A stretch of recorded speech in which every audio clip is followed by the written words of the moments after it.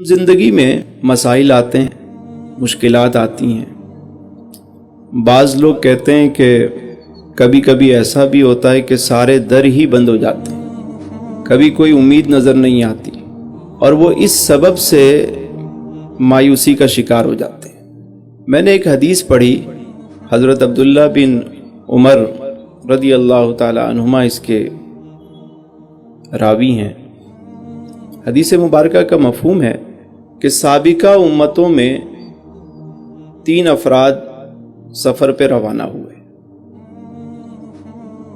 اور وہ سفر پر جا رہے ہیں، راستے میں بارش ہو گئی تو انہوں نے غار میں جا کر پناہ لی۔ اب جیسے ہی وہ غار میں چلے گئے تو بارش شدید تھی، تو اچانک ایک اوپر سے چٹان گری اور ایک بڑا سا پتھر آ کے اس غار کے دہانے پر آ کر فکس ہو گیا۔ اب نکلنے کی کوئی صورت نہیں ہے، تینوں اندر پھنس گئے۔ کوشش انہوں نے کی لیکن ان سے یہ معاملہ حل نہ ہوا، تو تینوں نے آپس میں مشورہ کیا کہ ہم میں سے جس نے بھی کوئی کام اللہ کے لیے کیا ہو تو اس کے وسیلے سے ہم دعا کرتے ہیں، اللہ کرم فرمائے گا۔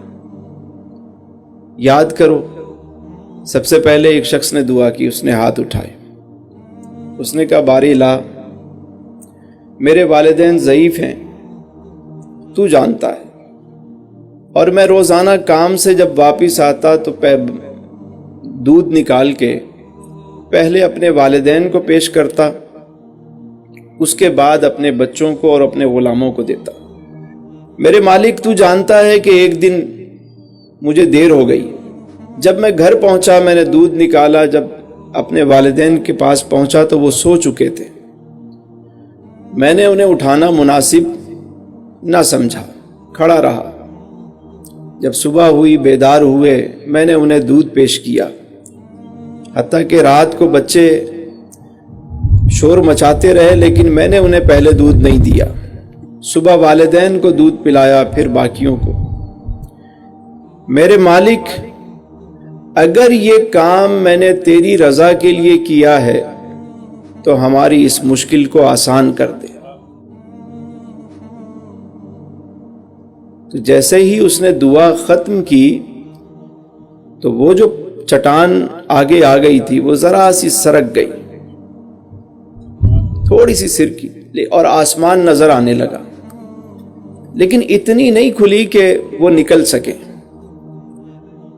اب دوسرے نے ہاتھ اٹھا دیا، اس نے کہا میرے مالک تو جانتا ہے، مجھے اپنی چچا زاد بہن سے محبت تھی، عشق ہو گیا اور میں اس پہ غلبہ پانا چاہتا تھا، اس کے ساتھ غلط فعل کرنا چاہتا تھا اور میں اس پہ قابو نہیں پا رہا تھا۔ ایک دن ایسا ہوا کہ ہمارے یہاں قحط پڑا، اس کو پیسوں کی ضرورت پڑی، وہ میرے پاس آئی، میں نے اس شرط پر اسے 100 اشرفیاں دیں کہ تم میرے ساتھ تنہائی میں ملو گی۔ اس نے وہ شرط قبول کر لی، میں نے اسے پیسے دے دیے، اور جب وہ میرے قریب آئی، میں اس پہ غلبہ پانے لگا تو میرے مالک اس نے کہا کہ تو اللہ سے ڈر اور ایسا نہ کر۔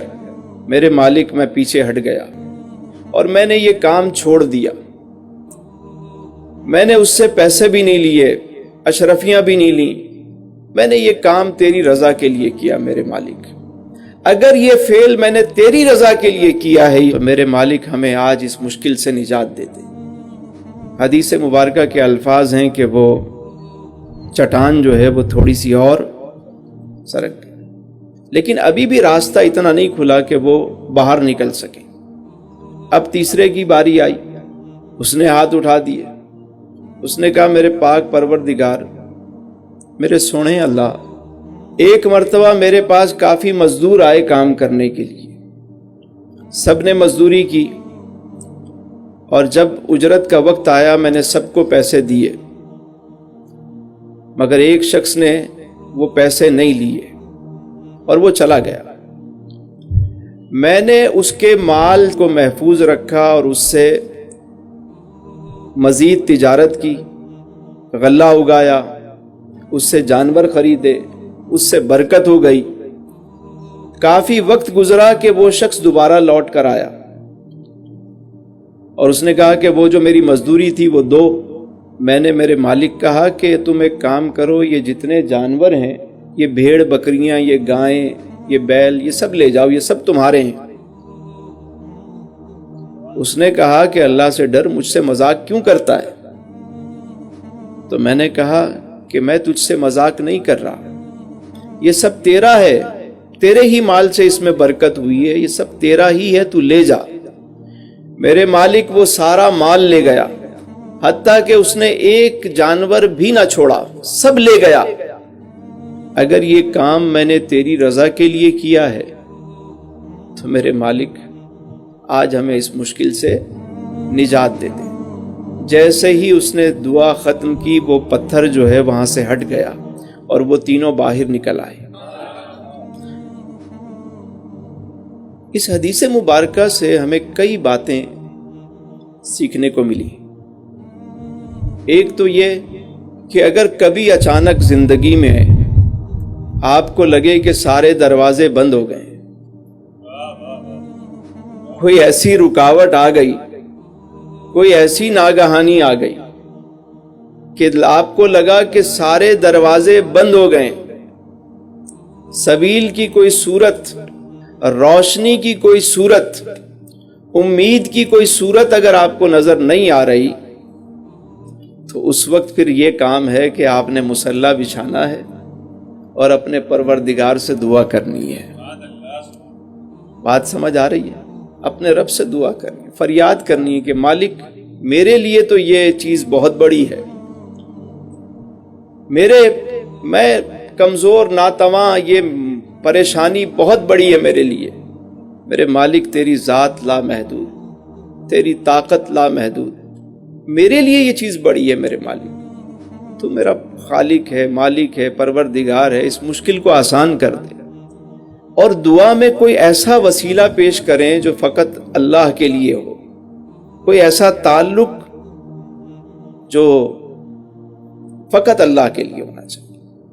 لوگ کہتے ہیں، بعض حضرات کہتے ہیں کہ ہمیں کوئی راستہ نظر نہیں آتا، ہمیں تو کوئی دکھائی نہیں دیتا، کوئی چیز نظر نہیں آ رہی۔ میں نے کہا جب کوئی چیز نظر نہیں آتی جبھی تو وہ نظر آتا ہے۔ جب سب طرف سے آنکھیں تم بند کرتے ہو تو پھر وہ نظر آتا ہے۔